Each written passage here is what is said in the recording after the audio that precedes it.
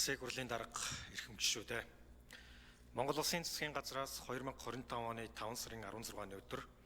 Улсын хурал дүргэн мэдүүлсэн стандартчлал, техникийн зохицуулалт, тохирлын үнэлгээ, тохирлын үнэлгээний итгэмжлэлийн тухай шинжилсэн найруулга хуулийн төсөл болон хамт дүргэн мэдүүлсэн бусад хуулийн төслүүдийг үзэл баримтлалын хүрээнд хилцэг эсэх асуудлыг эдийн засгийн байнгын ороо 2025 оны 6 сарын 10-17-ны өдрийн хуралдаанд хилцлээ.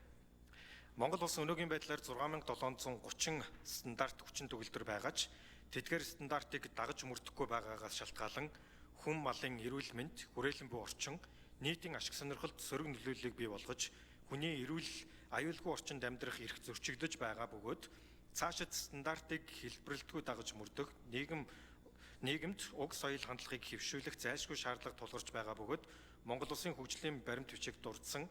стратегик хандлагад нийцүүлэн улс орон, нийгэм, эдийн засгийн болоод хүн амын аюулгүй байдлыг хангаж, экспортыг нэмэгдүүлж, үндэсний үйлдвэрлэлийг хөгжүүлэхэд стандартчлал, техникийн зохицуулалт, тохирлын үнэлгээ, сорьцын хяналтын бодлогоор дэмжлэг үзүүлэх зорилгоор уг хуулийн төслийг боловсруулсан байна. Хуулийн төслийг ДЦЭГ парламент цэгийн сайтад байршуулж, иргэд олон нийтийн саналыг бас авч байна. Монгол Улсын хурлын чуулганы хуралдааны дэгийн тухай хуулийн 34-р зүйлийн 34-ийн 1-р хэсэгт заасныг үндэслэн Улсын хурлын тамгын газар хуулийн төсөлтөд холбогдуулан хууль зүйн дүгнэлт гаргаж байнгын хорон хуралдаанд танилцуулсан билээ. Эдийн засгийн байнгын хорооны хуралдаанаар хуулийн төслийг хилцэх үед Улсын хурлын гишүүн Сорон Зумболд хуулийн төсөлд стандартын байгуулганд төлбөртэй ажил үйлчилгээг эрхлэх, сургалт явуулах гэсэн тусгасан талаар болон тохирлын үнэлгээг төр хувийн хвшлийн түншлүүдийн хүрээнд хувийн хвшил хийх боломжтой эсэх талаар Улсын хурлын гишүүн Цэнгүүн төрийн гүйцэтгэх зарим ажлуудыг мэргэжлийн байгууллагуудаар гүйцэтгүүлэх, олон улсын стандартуудыг үндэсний хэмжээнд стандарт болгоход тулгарч байгаа асуудлууд, тохирлын гэрчлэгээ олголтын хугацааны талаар Улсын хурлын гишүүн Батчимэг өнөөдрийг хүртэл хэрэгжихгүй байгаа олон стандартыг хэрхэн цэгцэлж шийдвэрлэх талаар Улсын хурлын гишүүн Сайн Зориг одоо байгаа стандартыг шинжлэх хөдөлгөөнийг мэргэжлийн холбоотой хамтарч хийх хэсэг талаар стандартын шаардлагыг хэрхэн хангаж ажиллах, стандартыг батлах үйл явцыг ил тод болгох оролцоог нь хангахад анхаарах, олон улсад хүлээн зөвшөөрөгдсөн стандартуудыг хэрхэн нутагшуулах талаар Улсын хурлын гишүүн Мантха баталгаажуулалтын схемийг хэрхэн батлах зохицуултын талаар төсөлдөг тохирлын үнэлгээний байгууллага гэсэн тодорхойлолтуудын талаар асуулт асууж хариулт авлаа. Мөн Улсын хурлын гишүүн Сорон Зумболд хувийн секторын хийж чадах ажлыг төр хийхэд зохисгүй тул уг асуудлыг төсөлд тусахгүй байх.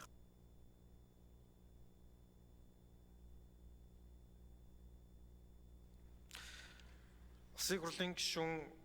Мантха нэр томьёоны хувьд аюулгүй тэмдэг гэснийг баталгаад байдлыг тэмдэг гэж өөрчлөх, техникийн зохицуулалт, хүн мал, амьтан, ургамал гэсэн заалт тусгах талаар төслийн 17 дугаар зүрд лаборатори гэсний өмнө лавлгаа гэж нэмэх талаар саналаа илэрхийлсэн болно. Байнгын хорооны хуралдааны хуулийн төслийг үзэл баримтлалын хүрээнд хилцгийг дэмжих хэсэг асуудлаар санал хураалт явуулахад стандартчлал, техникийн зохицуулалт, тохирлын үнэлгээ, тохирлын үнэлгээний итгэмжлэлийн тухай хуулийн төслийг 77%, автоэврийн тухай хуульд өөрчлөлт оруулсан тухай хуулийн төслийг 78.6%, байгаль орчныг хамгаалах тухай хуулийн өөрчлөлтөнд оруулах тухай хуулийн төслийг 71.4%, баяжуулсан хүнсний тухай хуульд өөрчлөлт оруулах тухай хуулийн төслийг 78.6%, гэр бүлийн хүчирхийлэлтэд тэмцэх хуулийн өөрчлөлт оруулах тухай хуулийн төслийг 78.6%, Монгол хэлний тухай хуульд өөрчлөлт оруулах тухай хуулийн төслийг 71.4%, стандартчлал, техникийн зохицуулалт, тохирлын үнэлгээний итгэмжлэлийн тухай хуулийг дагаж мөрдөх журмын тухай хуулийн төслийг 66.7%, тамхины хяналтын тухай хуульд өөрчлөлт оруулах тухай хуулийн төслийг 80%, хоцсууран ус хангамж, ариутгах татваргын ашиглалтын тухай хуульд өөрчлөлт оруулахыг тухай хуулийн төслийг 80%, хууль хүчингүй болсон тооцох тухай хуулийн төсөл, хүнсний бүтээгдэхүүний аюулгүй байдлыг хангах тухай хуульд өөрчлөлт оруулах тухай хуулийн төслийг 80%-ийн саналаар тус хуралдаанд оролцсон гишүүдийн олонх дэмжиж хуулийн төслүүдийг Улсын хурлын чуулганы нэгдсэн хуралдаанд хилцэх нь зүйтэй гэж үзлээ. Улсын хурлын эрхэм гишүүдээ стандартчлал, техникийн зохицуулалт, тохирлын үнэлгээний итгэмжлэлийн тухай хуулийн төслийг болон хамт түргэн мэдүүлсэн автоэврийн тухай хуульд өөрчлөлт оруулах тухай, байгаль орчны хамгаалах тухай хуульд өөрчлөлт оруулах тухай, баяжуулсан хүнсний тухай хуульд өөрчлөлт оруулах тухай, гэр бүлийн хүчирхийлэлтэд тэмцэх тухай хуульд өөрчлөлт оруулах тухай, Монгол хэлний тухай хуульд өөрчлөлт оруулах тухай, стандартчлал техникийн зохицуулалт, тохирлын үнэлгээний итгэмжлийн тухай хуулийг дагаж мөрдөх журмын тухай, тамхины хяналтын тухай хуульд өөрчлөлт оруулах тухай, хот суурин ус хангамж, ариутгах татваргын ашиглалтын тухай хуульд өөрчлөлт оруулах тухай,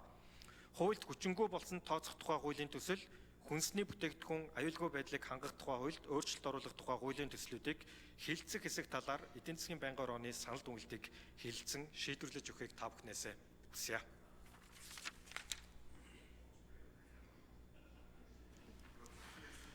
За одоо